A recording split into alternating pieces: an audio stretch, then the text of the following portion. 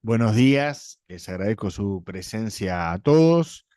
Hoy tenemos una nueva sesión del curso, Los Derechos Humanos y el alcance de la obligación estatal de prevenir, investigar y sancionar la discriminación. Ahora en unos instantes Gonzalo va a compartir con ustedes la presentación de PowerPoint para poder comenzar a ver los contenidos.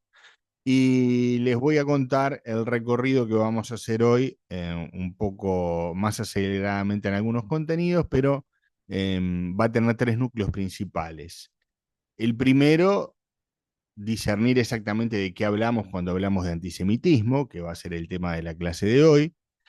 y específicamente hacer un recorrido histórico, un poco panorámico, pero sí tocando algunos de los puntos principales de la evolución del antisemitismo para comprender claramente de qué estamos hablando. Luego vamos a hablar de casos concretos de discriminación basada en antisemitismo en el Uruguay en las últimas décadas para poder aterrizarlo, entre comillas, en la realidad uruguaya y ver, además de las cifras que vimos en la sesión pasada que tuvieron conmigo sobre discursos de odio, que marcaban la influencia de el antisemitismo en el Uruguay y cómo ha proliferado en los últimos años en nuestro país, siendo de los países de la región en los últimos 3 años el que tiene indicadores más altos de comentarios antisemitas en las redes sociales.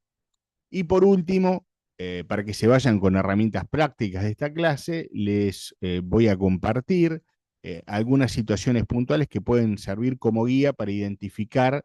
y prevenir casos de antisemitismo con lo que nos enfrentamos todos, eventualmente como funcionarios en el ejercicio de nuestra función.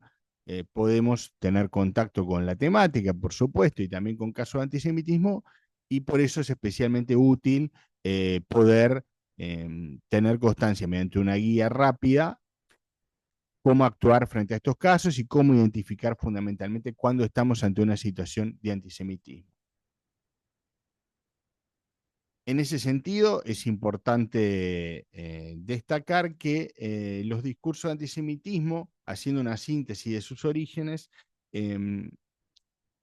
se basa en una determinada percepción hacia personas que pueden ser o no judías, pero la persona que la percibe como judía, eh, en función de los prejuicios y ciertas ideas preconcebidas que tiene una percepción diferente de estas personas. En este sentido, la definición del AIRA, que es la Alianza Internacional para el Recuerdo del Holocausto, institución de la que Uruguay es miembro y ha adherido su gobierno, el gobierno uruguayo adhirió en 2020 a esta definición de forma oficial, ha definido el antisemitismo como una cierta percepción de los judíos que puede expresarse como el odio a los judíos. Las manifestaciones físicas y retóricas del antisemitismo se dirigen a las personas judías o no judías y a sus bienes, a las instituciones de las comunidades judías y a sus lugares de culto. ¿Por qué decimos también que se dirige a personas no judías? Porque la persona que discrimina basada en antisemitismo le alcanza la sola percepción de que la persona es judía o que la persona, sabiendo aún que no es judía, está en contacto con personas judías o piensa que está vinculada a personas judías o participa de alguno de los prejuicios que vamos a analizar un poco más detenidamente hacia las personas judías, también hace víctima de violencia a otras personas por entender que están vinculadas a instituciones, a personas judías, a diferentes formas en las que la comunidad judía convive dentro de nuestras sociedades.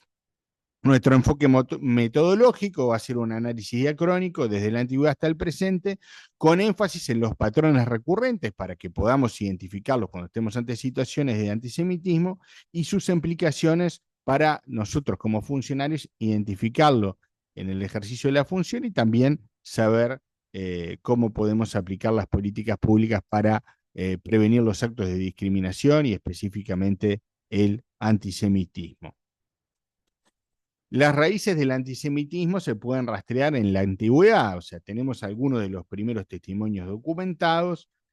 tan tempranos como en textos egipcios del siglo III, que reflejan tensiones entre la administración egipcia y las comunidades judías que mantenían sus propias leyes y costumbres. Y producto de esto, se dio también una propagación literaria por parte de algunos de los principales escribas, y el historiador egipcio Manetón, justamente es uno de los que tenemos testimonio en difundir relatos difamatorios sobre los judíos, en los que, basado en prejuicios y en determinados preconceptos muy populares en la época, y que vamos a ver que algunos tienen anclajes en el día de hoy, también ejecutaba actividades que promovían el, el odio hacia la minoría judía que convivía dentro del imperio egipcio. También había un conflicto religioso y cultural que dio origen a estas tensiones y a una condición también de subordinación en muchos casos de la comunidad judía y también de privación de libertad en contexto de esclavitud y de diferentes formas de sometimiento de las personas judías dentro del imperio egipcio, que producto de esas tensiones religiosas también generaban una animadversión que se traducía con frecuencia en episodios de violencia física recurrente contra la comunidad judía en Egipto. Más adelante en el tiempo, ya dentro de la era común, en el año 38, se produjo uno de los primeros pogromos documentados contra judíos, motivado por estas tensiones político-religiosas. ¿De qué hablamos cuando hablamos de un pogromo, que es un término que no necesariamente todos tenemos por qué conocer previamente? Un pogromo, explicado de manera sintética, es un episodio de violencia masiva, más o menos espontánea, pero que también puede ser planificada, contra personas judías por parte de grupos de las sociedades en las que habitan, ¿no? Un episodio de violencia, por supuesto, sucedía en la antigüedad, pero también lo hemos visto en la actualidad, por ejemplo, con lo que pasó en Ámsterdam recientemente el año pasado, durante la Champions League, en un partido de fútbol, en los que simpatizantes de un equipo que eran judíos fueron atacados espontáneamente por su condición de judíos en Ámsterdam, en un episodio de violencia masiva espontánea que puede ser caracterizado también como un evento de pogrom. Y bueno, como nos dice Jaffer, la separación de los judíos en la vida cotidiana, por sus propias costumbres, por el mantenimiento de su cultura, establecieron también en determinados momentos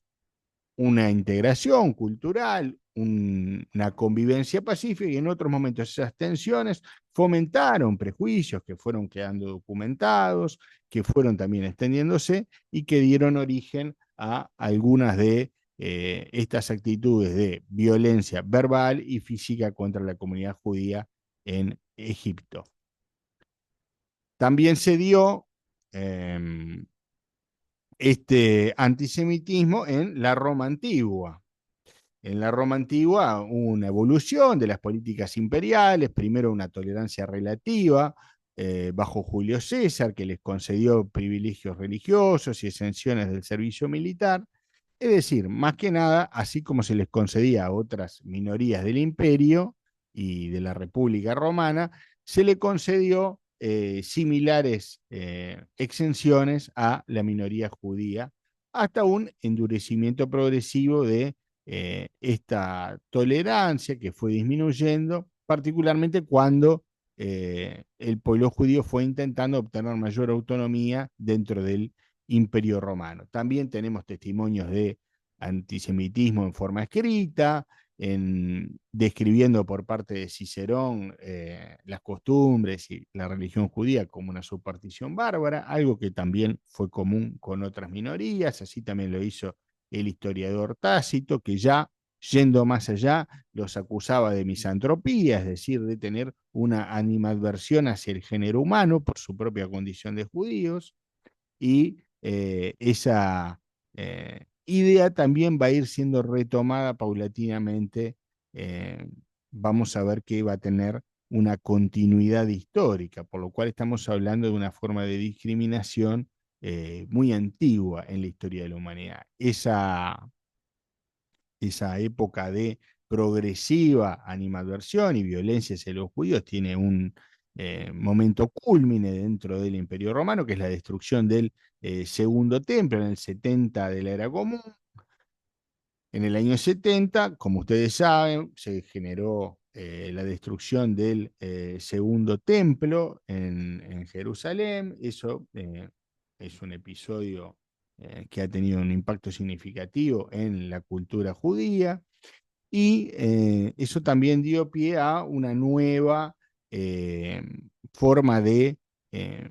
identificación y de medidas específicas que penalizaban a la comunidad judía por sobre otras minorías del imperio, como por ejemplo el fisco judaicus, que institucionalizó un estatus diferenciado para los judíos y también le significaba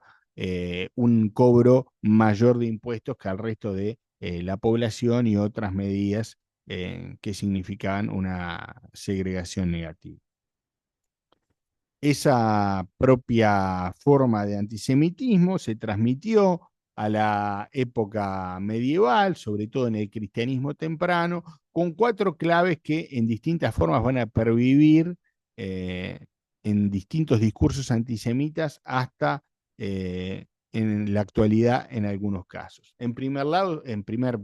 caso, perdón, se dio lo que tiene que ver con la transición teológica, es decir, el antisemitismo cristiano evolucionó gradualmente desde un conflicto interno del judaísmo, porque en realidad tanto Jesús como los apóstoles, como los primeros cristianos, todos se identificaban a sí mismos como judíos, como es obvio, y en esa separación religiosa en la que gradualmente el cristianismo, producto de considerar a Jesús como hijo de Dios, fue generando su propia doctrina religiosa, sus propios preceptos y se fue separando gradualmente del judaísmo. En esa transición se fue generando también el germen de un conflicto entre la nueva doctrina cristiana y los hermanos mayores de esa doctrina, que eran los judíos, y que eran vistos como en una duplicidad, por un lado, como los antecesores y quienes dieron base a toda la doctrina. Recordemos que la doctrina judía también está en el Antiguo Testamento, en la Biblia, y que el Nuevo Testamento es justamente la compilación cristiana de las creencias, ¿sí? Eh,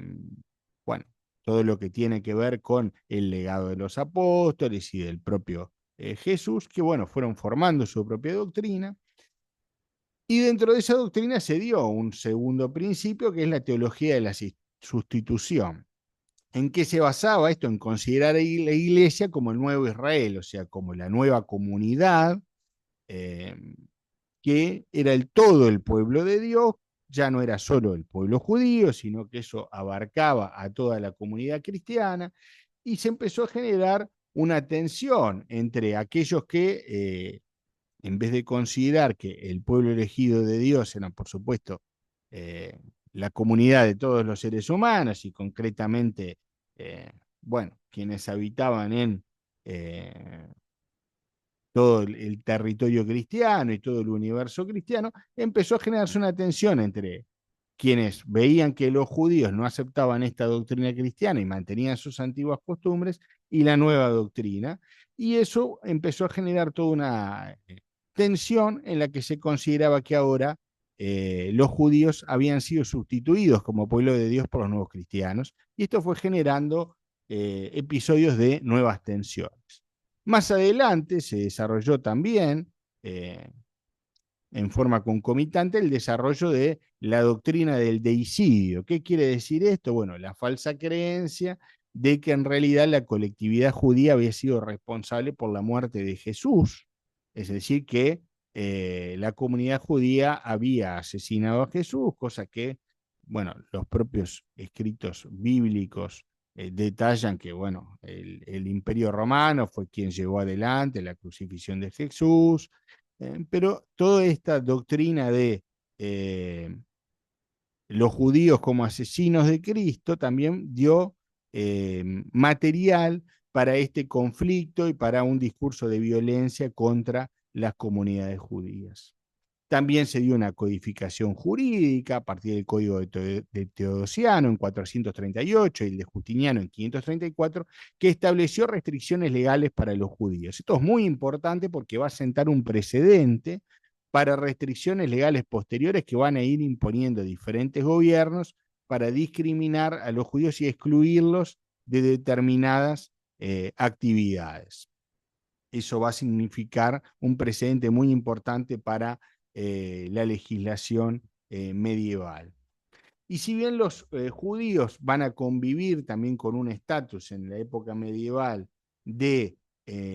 testigos necesarios de la verdad cristiana, porque fueron justamente quienes en su seno dieron origen a la doctrina mediante Jesús, por supuesto también judío, como los 12 apóstoles, y eran quienes habían dado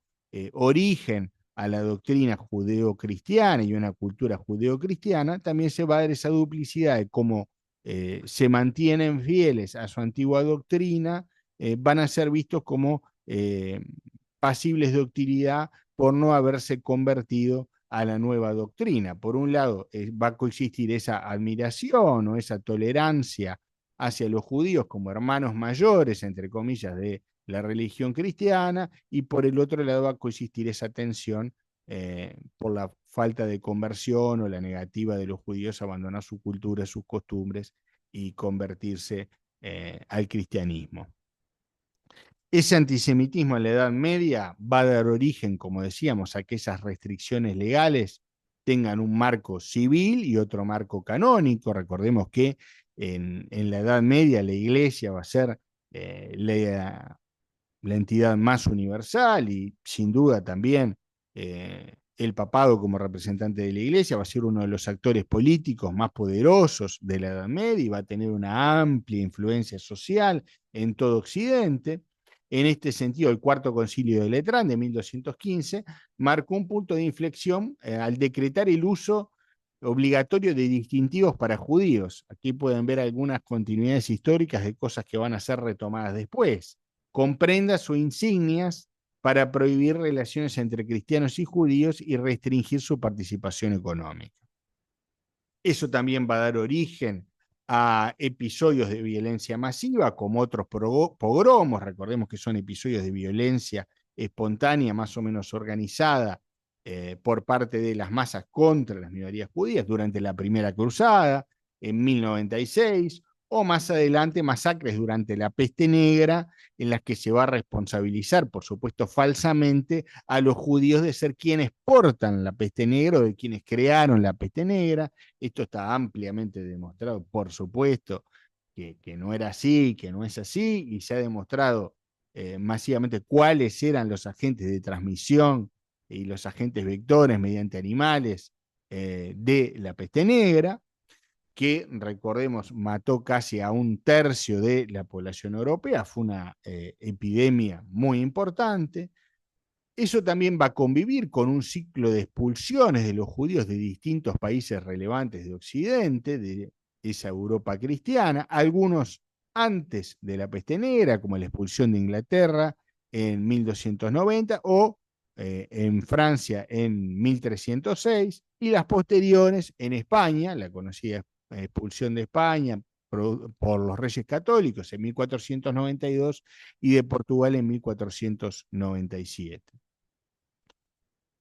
Esto va a convivir también con otro tipo de acusaciones. Recordemos, como portadores de enfermedades estaba lo de la peste negra que dijimos recién, y acusaciones rituales, lo que se llamaban los libelos de sangre, que eran acusaciones de asesinato ritual de niños cristianos para hacer supuestos rituales religiosos con la sangre de esos niños o el asesinato de esos niños, hacer rituales,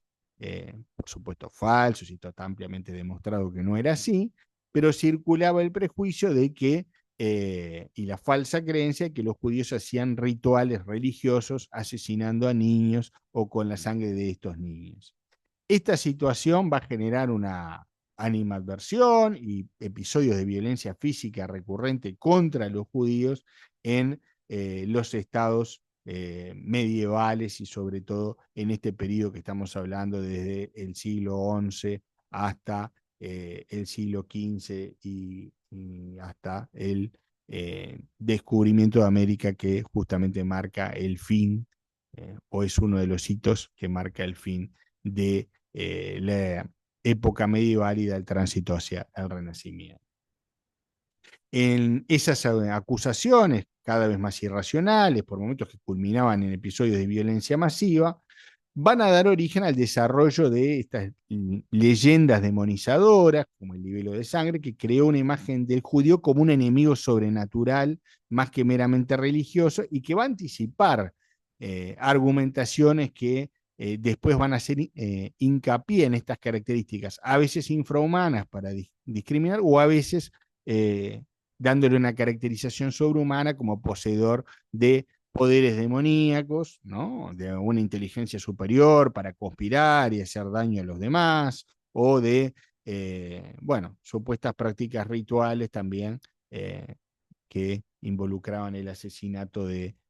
menores. El gueto de Venecia es un caso paradigmático de estos eventos de segregación y que va a sentar también un precedente diferente, por supuesto, de los guetos de la Alemania nazi, pero que va a ser un precedente durante el Renacimiento. eh,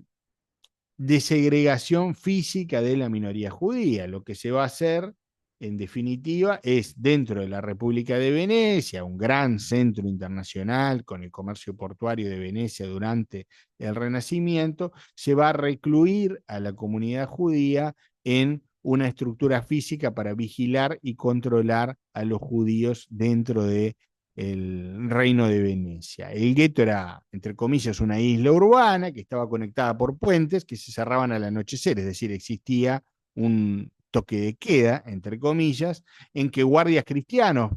también vigilaban las entradas. Estos guardias cristianos eran pagados por la comunidad judía. Y ustedes se preguntarán, bueno, pero ¿cuál es el interés o cuál era el interés de esta comunidad judía en pagar estos guardias cristianos? Bueno, justamente en que no ingresara gente de noche para ejecutar actos de violencia masiva contra esta comunidad que era sometida periódicamente a episodios que incentivaban el odio social contra la comunidad. También había una estratificación interna que dividía a los judíos por su procedencia, por sus territorios de procedencia, y las características principales eran el confinamiento obligatorio nocturno, las restricciones de movilidad y de actividad comercial, limitadas a préstamo, comercio textil y medicina, es decir, se les prohibía la posesión de tierras, por ejemplo, y otras actividades comerciales explícitamente, y también se les cobraban impuestos especiales que incluían la financiación de esta propia vigilancia. O sea, esta vigilancia era de interés de los judíos para impedir la violencia masiva, pero a su vez, aunque no la quisieran, se les obligaba a pagar por su propia seguridad física contra los ataques del resto de la población. Y también la obligación de identificación visual, es decir, usar distintivos amarillos fuera del gueto. Este antisemitismo va a dar paso al antisemitismo en la modernidad temprana, también de raíz religiosa, con la reforma y la contrarreforma, es decir, con la separación de importantes colectivos de la Iglesia Católica y la fundación de la Iglesia Protestante. Fue, por ejemplo, el caso de Lutero, que si bien inicialmente mantuvo una posición conciliadora hacia los judíos, esperando que la reforma, o sea, es decir, la reforma del protestantismo, facilitara su conversión hacia el cristianismo mediante el protestantismo, cuando esa aspiración no se vio cumplida, porque la enorme mayoría de la población judía optó por mantener sus costumbres y su fe, eh, se desató por parte de Lutero un antisemitismo muy importante en el sentido de que buscaba la adopción de medidas severas contra aquellos que no querían convertirse. Es decir, se los toleraba en la expectativa de que se convirtieran, pero si no querían convertirse, justamente llamaba a destruir casas judías, a confiscar sus textos religiosos, a prohibir la enseñanza rabínica, a revocar salvoconductos, a prohibir la usura, que ya estaba prohibida por la Iglesia Católica, era fuertemente desalentada por la Iglesia Católica, y más que a prohibir la usura, forzar a que ejecutaran solo determinadas eh, actividades permitidas y excluirlo de otras actividades comerciales y de la vida social. El papado también, a su vez, de la Iglesia Católica, adoptó políticas más severas hacia los judíos, consolidando y ampliando restricciones previas, estableciendo el confinamiento obligatorio en guetos, limitación de ocupaciones, bautismos forzados también de niños judíos en determinadas circunstancias, y paralelamente se dio el fenómeno de los conversos, es decir, aquellos que en la península ibérica no habían eh,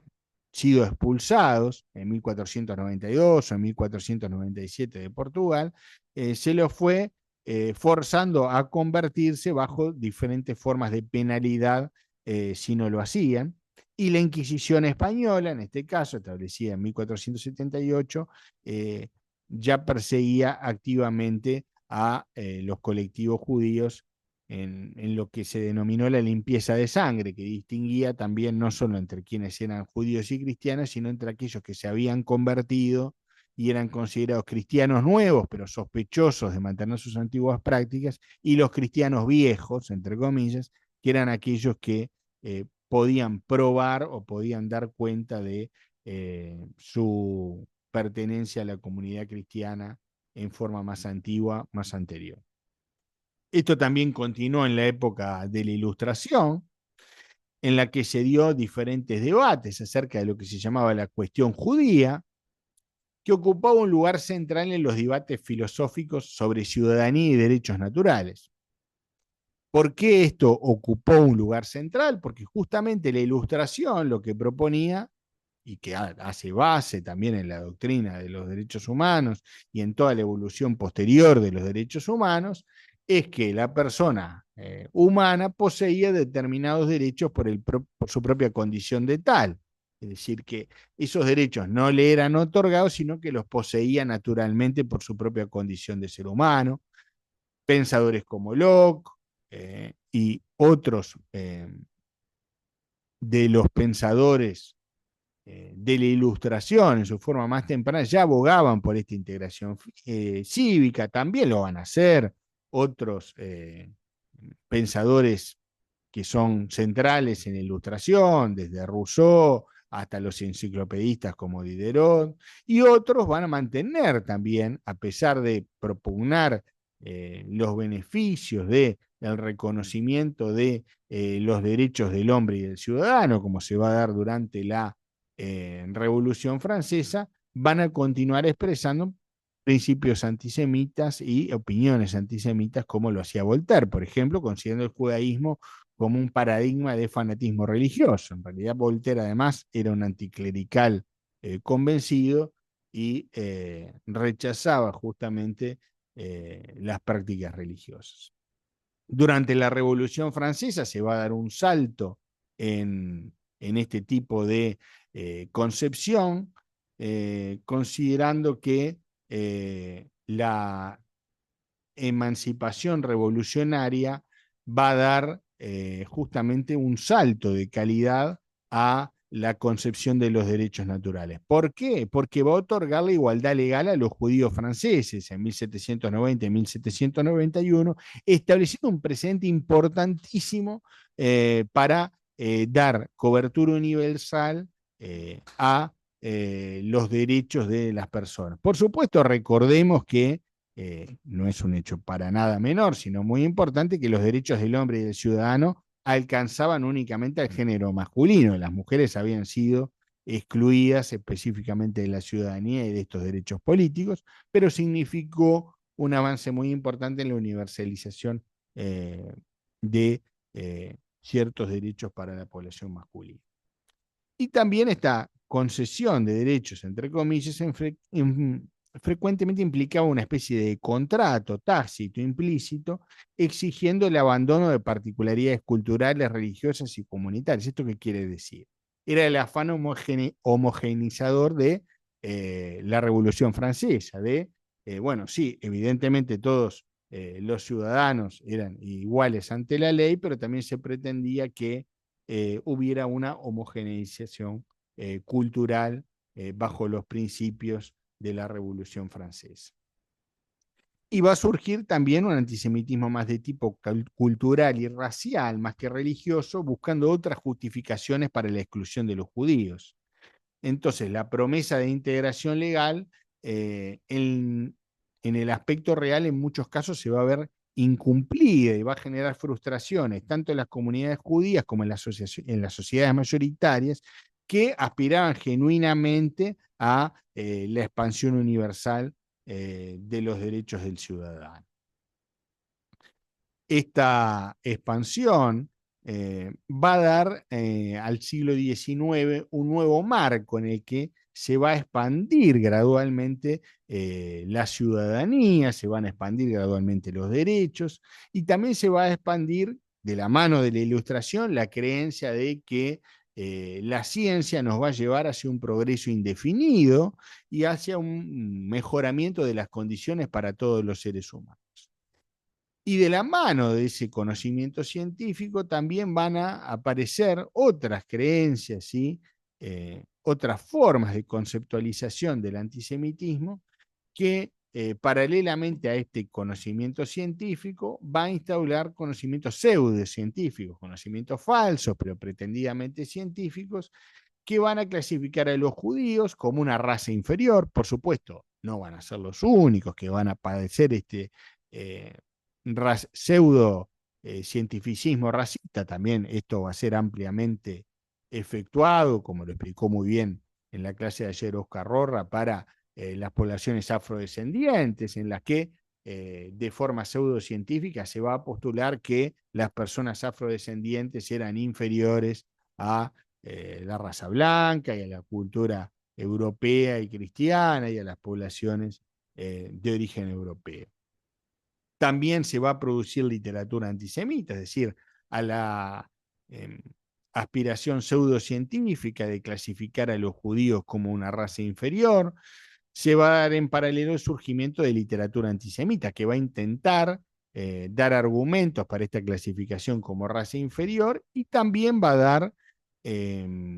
una expansión de literatura en publicaciones como Los Protocolos de los Sabios de Sion, totalmente falsa y que se sabe que fue totalmente inventada la publicación, pero que intentaba, bajo la forma de pseudoactas en las que un supuesto grupo, identificado como los Sabios de Sion, ejecutaban una conspiración mundial para que los judíos controlaran la economía, los medios de comunicación, los gobiernos y una serie de teorías conspirativas que resuenan hasta hoy, en las que esta publicación tuvo una amplia incidencia y tiene una amplia difusión hasta el día de hoy mediante Internet. Esto también va a dar origen a prensa antisemita, es decir, a periódicos directamente dedicados a propagar odio antijudío y a movimientos políticos con plataformas expresamente y explícitamente antisemitas. Y lo que va a distinguir a este antisemitismo moderno del siglo XIX va a ser que va a intentar tener una base pseudocientífica, es decir, a tratar de demostrar científicamente que los judíos, también otras razas, por supuesto, eran inferiores, y la transformación del judío en un otro, que en vez de ser solamente un otro religioso, va a ser visto como un otro racial inherentemente diferente e inmutable, es decir, se le va a intentar adjudicar condiciones negativas por su propia condición de judío y se va a intentar demostrar que por su propia condición de judío es diferente a otras personas y que por eso posee determinadas características negativas que no puede hacer nada para cambiar, y como no puede hacer nada para cambiarlas, la persona va a ser objeto de un odio invariable que va a tender a promover su exclusión o su eliminación directamente. Allí surge también el término antisemitismo, acuñado por Wilhelm Marr en 1879, que va a marcar la transición hacia un discurso pseudocientífico que va a pretender justificar el odio a los judíos con argumentos raciales más que religiosos. Y esta nueva forma de antisemitismo se va a manifestar en los protocolos de los sabios de Sion, en esta falsificación extremadamente difundida, pero también en otras muchas publicaciones que van a surgir y que intentan probar la existencia, por supuesto, ampliamente demostrada falsa, de una conspiración judía mundial en perjuicio del resto de la población. Esto va a tener momento de inflexión, que va a ser el caso Dreyfus, un ejemplo histórico con resonancias contemporáneas, que se va a dar en Francia, uno de los países más civilizados del concierto europeo, en donde el capitán Dreyfus, un funcionario público, oficial judío del ejército francés, va a ser acusado falsamente de traición y espionaje a favor de Alemania. Se le van a fabricar pruebas con documentos falsificados, la prensa antisemita que va a fogonear este caso y va a acuñar un lema popular de muerte a los judíos en manifestaciones públicas y el uso del término de el judío Dreyfus en lugar del capitán Dreyfus, que era su grado en el ejército, en documentos oficiales, inclusive, no solo en manifestaciones de prensa. Por eso va a ser especialmente paradigmático. Y justamente este caso ilustró cómo las instituciones públicas podían ser permeables a este prejuicio estructural y dar pie a fenómenos similares cuando se aplica un mayor escrutinio a ciudadanos de origen judío en posiciones de autoridad, exigiéndole demostrar su lealtad al Estado, cosa que no se exige a otros funcionarios, o su lealtad a la nación, o responsabilizarlos colectivamente a las comunidades judías por acciones de estados extranjeros o por acciones de comunidades extranjeras. Entonces, el affair Dreyfus va a ser un precedente que va a ser especialmente significativo porque no fue meramente un error judicial, sino una manifestación de cómo las instituciones estatales podían ser instrumentalizadas para codificar y legitimar el prejuicio. Por supuesto, el que quiera puede profundizar sobre esto, pero luego la condena de Dreyfus fue anulada y por eso es un eh, evento paradigmático de cómo las instituciones podían estructuralmente fomentar este prejuicio. Por supuesto que la condena fue anulada después de que también el capitán Dreyfus fuera recluido, puesto en prisión y sometido al escarnio público. Más cercanamente tenemos el ascenso del nazismo, en que, bueno, el ascenso de Hitler facilitó la popularización de los prejuicios antisemitas, ya estaban en el libro Mein Kampf, Mi lucha de Hitler, expresados claramente sus prejuicios antisemitas. Significó un nuevo paso en la institucionalización del antisemitismo porque el partido nazi ya tenía, además de los elementos antisemitas presentes en otros movimientos políticos, toda una plataforma basada en la discriminación racial y en la exclusión de diferentes minorías. También se diferenció por la propaganda antisemita sistemática que dio origen a inclusive producciones cinematográficas como El judío externo o exposiciones públicas como El judío errante, al periódico Der Stürmer de Julius Streicher con características muy marcadas de antisemitismo, con características grotescas y manuales escolares antisemitas que también se produjeron. Y en este contexto se dio una exclusión legal progresiva desde las leyes de Nuremberg en 1935, que codificaron el sistema de antisemitismo alemán, y la ley de ciudadanía del Reich, que los excluyó de derechos políticos, además de bueno, diferentes posiciones gradualmente en el Estado, prohibió los matrimonios mixtos entre personas judías y no judías, y significó un precedente para la solución final, es decir, para el exterminio de los judíos, eh, con el precedente de la etapa del gobierno de Hitler de 1933 a 1939, se dio pase luego, en el contexto de la Segunda Guerra Mundial, a las actividades de exterminio a partir de 1941, con la invasión de la Unión Soviética y la creación de los campos de exterminio en la Polonia ocupada por el Tercer Reich, que ustedes deben conocer a través de la cinematografía y las publicaciones al respecto que me permiten, si bien esto es extremadamente importante, eh, dar por sabido que ustedes conocen lo que involucró el exterminio de la población judía durante el gobierno de la Alemania Nacional Socialista y durante la Segunda Guerra Mundial, dando paso al genocidio más paradigmático de la era actual, con el exterminio de 6 millones de judíos, 1.500.000 fueron víctimas de los escuadrones móviles de la muerte, también el genocidio contra los gitanos perpetrado también por la Alemania nazi, y que llevó a una nueva etapa de escala los genocidios con la industrialización de la muerte. Este antisemitismo con la solución final dio paso a, luego de terminar la Segunda Guerra Mundial, a un nuevo paradigma también en lo que tiene que ver con el alcance de los derechos humanos, dio paso a la creación de las Naciones Unidas para fundamentalmente impedir el acaecimiento de una tercera guerra mundial y la perpetración de genocidios similares. Y producto de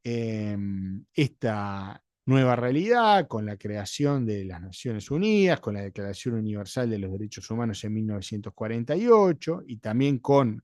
a partir de 1948, la creación del Estado de Israel, se van a dar nuevas lógicas del antisemitismo,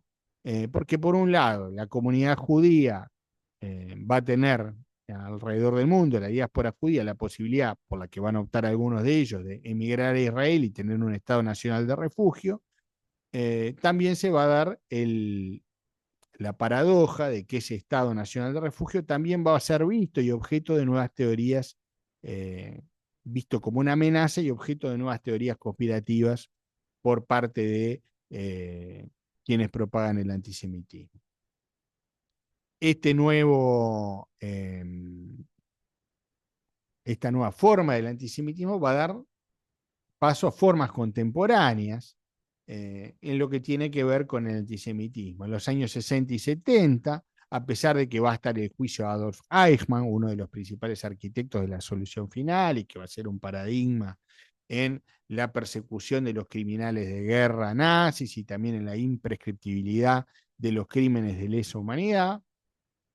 se va a dar en paralelo también el negacionismo del Holocausto en los años 60 y 70, con historiadores que van a pretender hacer una pseudo revisión del Holocausto, como el caso paradigmático de David Irving, que dio paso inclusive a una serie que ustedes pueden encontrar en Netflix, que se llama Denial, que relata cómo justamente fue enfrentado y llevado ante la justicia por sus argumentos de negación del Holocausto y fue desmentido públicamente y fue condenado además socialmente, además de lo que tenía que ver con todo el proceso judicial, en la que se demostró que lo que exponía Irving y sus teorías para minimizar el Holocausto eran falsas. También se dio una proliferación del antisemitismo en el mundo árabe a partir de 1948, cuestión que sobrevive hasta el día de hoy, con estados que niegan manifiestamente el Holocausto y que hacen propaganda en contra de la difusión del Holocausto y que niegan sistemáticamente el Holocausto, como el Estado de Irán, por ejemplo, que tiene una agenda de negación del Holocausto, y las críticas a Israel, que se han mezclado las legítimas con otras ilegítimas de corte antisemita y que justamente la definición de la AIRA que traemos antisemitismo hace hincapié en esto, eh, que por supuesto la crítica al Estado de Israel como gobierno es legítima, lo que no es legítimo es imponer al Estado de Israel o su gobierno a sus ciudadanos estándares que no se imponen a otros estados o imponerle cánones únicos a cumplir que no se imponen a otros estados y que muchas veces esto es aunado a teorías de conspiración y de prejuicio que tienen amplia difusión en la actualidad con lo que tiene que ver con el antisemitismo digital, en la que se ha registrado un aumento de todos los tipos de agresión en las redes sociales alrededor del mundo y especialmente cada vez que surge algún tipo de conflicto en Medio Oriente, pero no solo en estos casos. Esto se ha dado mediante diferentes formas de medición y monitoreo, entre ellas la de la AIRA, institución de la que Uruguay es miembro, y otros como las cifras que yo les traje en la clase pasada del Observatorio Web, que demuestran la proliferación del antisemitismo en nuestra región y específicamente en Uruguay, con tendencias recientes que muestran que particularmente en redes sociales ha sido un aumento de la violencia, pero también de la violencia física, del vandalismo y de las amenazas y agresiones contra instituciones y personas judías.